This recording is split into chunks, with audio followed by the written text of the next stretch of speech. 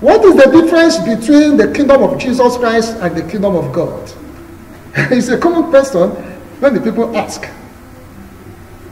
Because they see them in the Bible. They get confused. The kingdom of Jesus, the kingdom of God. And of course, you will always hear Jesus say, the kingdom of God is not by, the kingdom of heaven is not by observation. Or say, look at it, or look at that. No, he said the kingdom of God is already here within your heart. You know, that is the imagery, you know, to establish what he was trying to say, that when you believe in him, you are already, the next is to move you to his kingdom. Maybe it has been baffling you in your mind. And I want to assure you that this message is going to bless you. When you know the difference between the kingdom of Jesus and the kingdom of God. You'll be able to live unto expectations of these two kingdoms, seek them, and ensure that you are in them. Do you understand? When you come to understand, when you come to know, the Bible says, my people perish for lack of knowledge. When you know, you'll be empowered. For knowledge is power. You'll be transformed. You'll be equipped. You'll be bold to talk about God and his kingdom. And so, the difference between the kingdom of Jesus and the kingdom of God is very, very important. There are many differences, but there are also similarities. Because of their similarities and their differences, a simple Christian may be confused to say which one is the kingdom of God, which one is the kingdom of Jesus. And that is why this person needs a good answer, balanced and biblical. The first to give us the hint was Jesus Christ himself. In the book of Matthew chapter 13, from verse 37 to verse 43, he was talking about the sower who went out to sow. And the good seed was growing, and when the farmer went to his farm, he found out that there are bad seeds, weeds that also began to grow. And he said, will I remove this bad?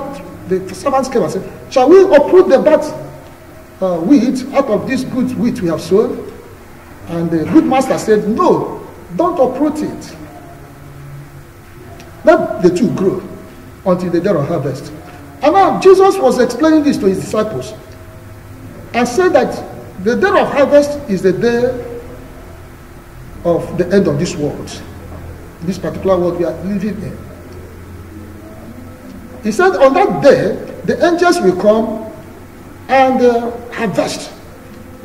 The good seed are the righteous, the children of God, while the bad seed are of the evil one, the wicked one, the children of Satan. So you can now see, they are children of God, and they are also children of the devil, as God, Jesus is revealing. We are in the world, for the world is the field where the seed is being sown. And so, one thing we must learn is that Jesus said that on the day of harvest shall be the time this world shall end.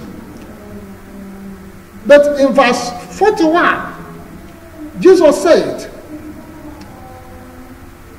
and it shall come to pass on that day that the angels of harvest shall come and destroy the sinners in his kingdom. Wow. Which kingdom? In Jesus' kingdom. That's what Jesus is saying. So there shall be sinners in the kingdom that shall be uprooted and destroyed by the angels in the Jesus kingdom. We must not forget that the kingdom of Jesus Christ shall be at the end of this world. As an eschatologist, I may not have time to expound it all, other than that the scripture says that after rapture, then shall there be a great tribulation that will handle and destroy sin, sinners, and Satan will be wiped away from this world. And when this is done, a new world order shall be established. Jesus shall come down into this world and land on Jerusalem soil, and will start his 1,000 years reign over the Zionists. These Zionists we shall tell you about them in the course of these other videos. But the Zionists are going to be like Christians.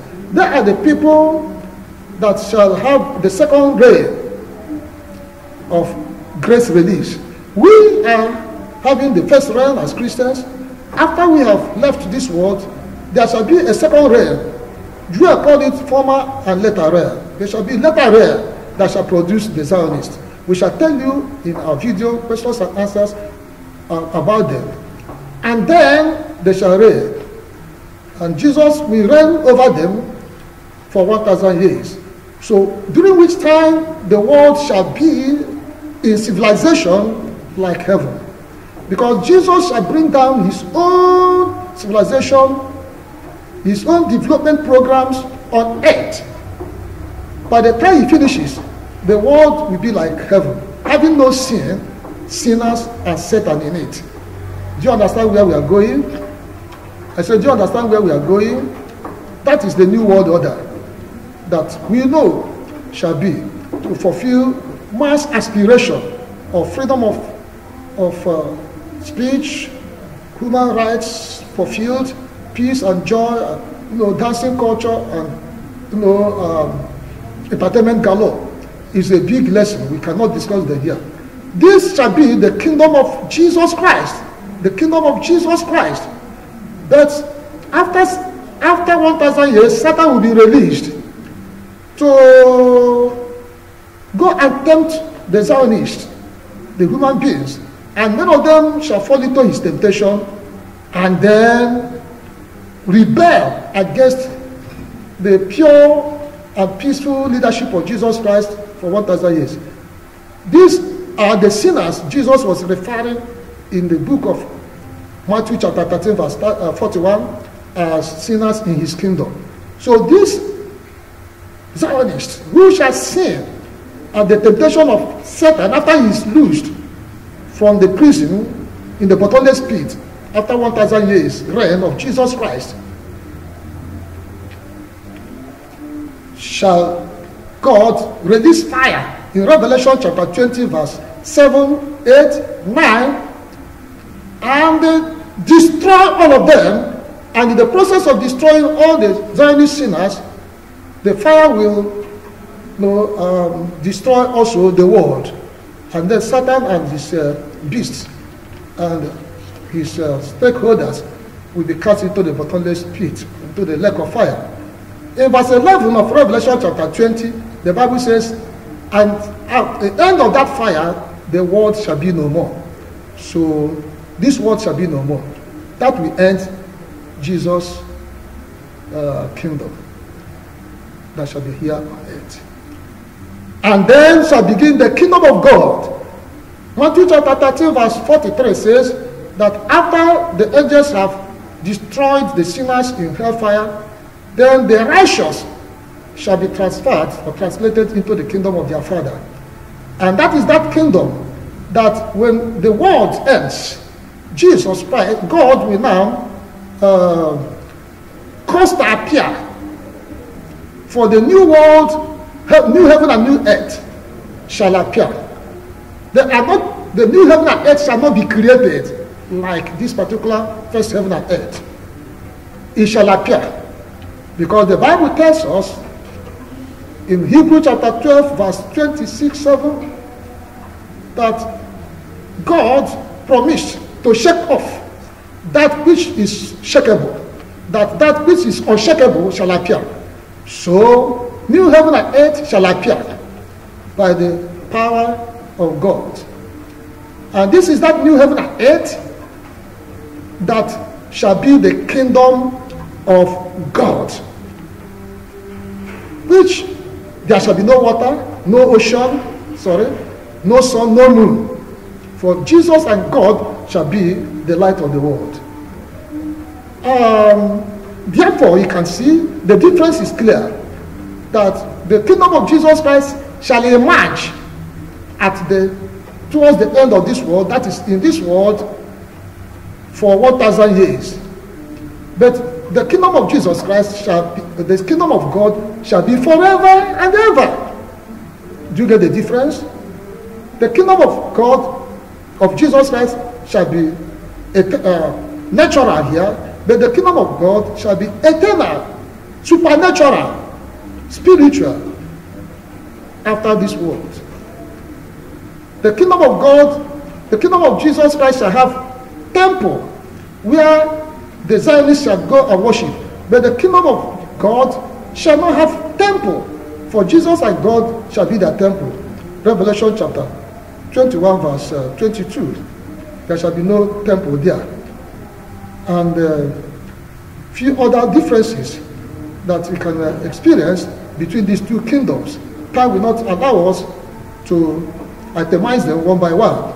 But let it be clear to you that the kingdom of God is here on earth, and the kingdom of Jesus Christ shall be here on this natural world and shall be destroyed at the end.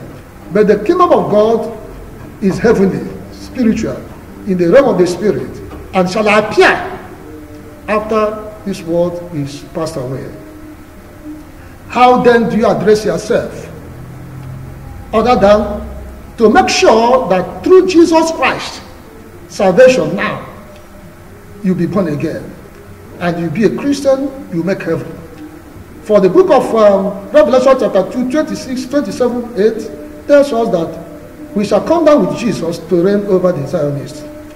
So, you better repent now, give your life to Jesus Christ, be sure you're in the number, so that you can enjoy the kingdom of Jesus Christ here on earth within the 1,000 years of prayer, when heaven shall come down, when the world's development and civilization shall be like that of heaven. Fulfilling the scripture which said in the book of Matthew chapter 6 verse 10, that your will be done on earth as it is done in heaven. That is in the kingdom of Jesus Christ. But in the kingdom of God shall all that are in the kingdom of Jesus Christ be moved into, for their final place, where they shall stay with God forever and ever and ever, according to Revelation chapter 22 verse 5. I think I pray for you, you'll be in the number. I say you'll be in the number. And try your best to live the life and to be in Christ, so that you shall be in the number. The Lord bless you. If this interpretation, if this revelation has brought a change in your life or has inspired you, I encourage you to follow subscribe to my YouTube channel, so that you can get more revealing videos of questions and answers from me to bring a change in your life. Subscribe to my YouTube channel. You can also go to my website, knowtheendtime.com, where I equip the church, the people of God, with marvelous scriptural and biblical revelations. Then you can also go to sodefinenews.com.ng to see what power of the gospel we are pushing into the world from nation to nation. I want you to be a blessing to me as I'm a blessing to you. And I want to assure you that you can also follow me up in the at Sobifan TV in the Twitter, and also Reverend Wilkie in the Facebook, as well as my gospel. My email is Reverend Wilkie for